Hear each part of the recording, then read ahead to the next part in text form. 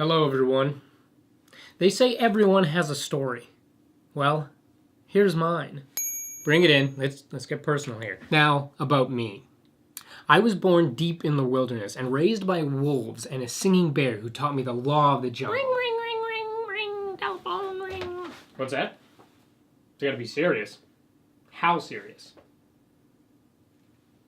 Fine. Alright. Serious time. Here's my real story. I was born in 1984 in Grand Prairie, Alberta. Back then, GP had a little bit of culture, but I helped along with everybody else in destroying that culture. I have two sisters, and I'm the middle child. And most of what I remember from my siblings growing up is that we fought all the time, and my parents hated it. And honestly, that couldn't have been easy on them. And I feel pretty bad about that thinking back. At a very early age, I was introduced to both Star Trek and video games. One of my earliest memories is my dad waking me up at like midnight when I was about 6 or 7 and sneaking me downstairs to show me that he had finally beaten the video game Lolo 2. So I learned early that video games are very important. My dad also started me on my love of movies, bowling, pool, and artists like the Beatles and Jimi Hendrix, whereas my mom showed me classical music and none of those other crazy things. I broke my left leg skiing when I was 11 years old, and I got a week or two off of school, and I got to play Super Metroid for the Super Nintendo pretty much the whole time. I mainly remember 3 things from junior high. First, marks came easy. Second, my buddy Trevor, who you may remember from earlier videos this year, he and I rented movies almost every single day after school. Our bus stop was right by a movie rental store, and we got off the bus after school, rented movies, went to his house, and watched usually an old Jackie Chan movie pretty much every day of junior high. Third was my junior high science teacher. Same science teacher for all 3 grades at Montrose, Mr. Turgeon. He was engaging and hysterical and goofy and funny and taught incredibly well. Imagine a French hysterical Bill Nye, and that's Mr. Turgeon. Fantastic teacher. The 3 things I remember most about high school are that the marks did not come as easy. I wasn't engaged, and it didn't seem like my teachers were, but it could have just been that I was a teenager. The second thing I remember, and probably the number one thing people remember me for, is throwing giant ridiculous parties at which my parents' house usually got a little wrecked. I don't know what we were thinking there.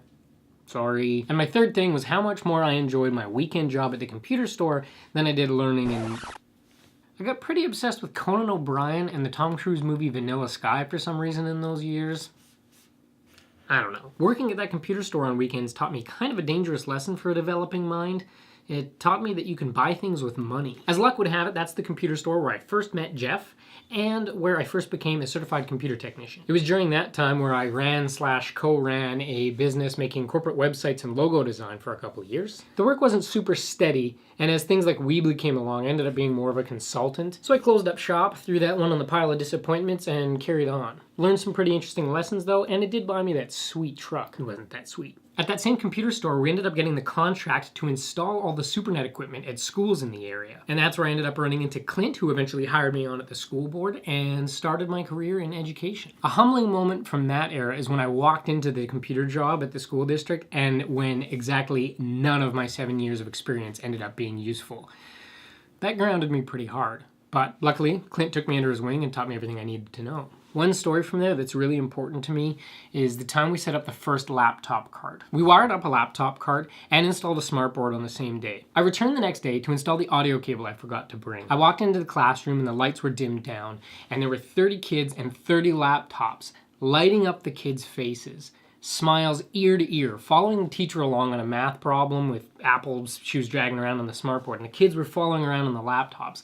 And they were all just ecstatic to have this new technology, and they weren't even aware that they were learning this math with it. And something about that moment just exploded, and everything just glowed. And that's when I knew for sure that I wanted to work in education. Fast forwarding 4 or 5 years, skipping past the year when my sister convinced me I should stop drinking, an opportunity popped up at the school district that Jeff worked at. And though it paid less, I felt I had to apply because whenever I saw Jeff on breaks or through friends, he told me about how great the team was, how great the environment was, and their emphasis on professional development. which was sorely kind of lacking in Grand Prairie. So I applied, and even though I wet myself 9 times during one single interview, somehow somebody made a colossal mistake in paperwork and I got hired. The peeing of the pants isn't even that much of an exaggeration. That interview, I don't even know how. Here's me in that interview. A router. Seriously, I have a tremendous and crippling fear of public speaking. It's pretty bad if you don't, if you've never seen it. But one of my personal mantras is to always look at the positive side of things. And in the case of my tremendous falling over, can't talk in front of people, the positive way to look at it is that I never would have learned anything about video and putting goofy videos on the internet had it not been for my fear of public speaking and the help of Roland when we made the ISTE video. So I guess the fact that my knees don't work while I talk is a blessing in disguise. That pretty much brings us up to speed. The only other big change is that a couple of years ago, I started experiencing really bad joint pain, and I ended up deciding to give up video games to give the arm and elbow a rest. And I ended up taking all the time I saved from that and put them into other things. I probably have to give credit to a cinematographer friend of mine named Mike, who turned me onto a site called Reddit.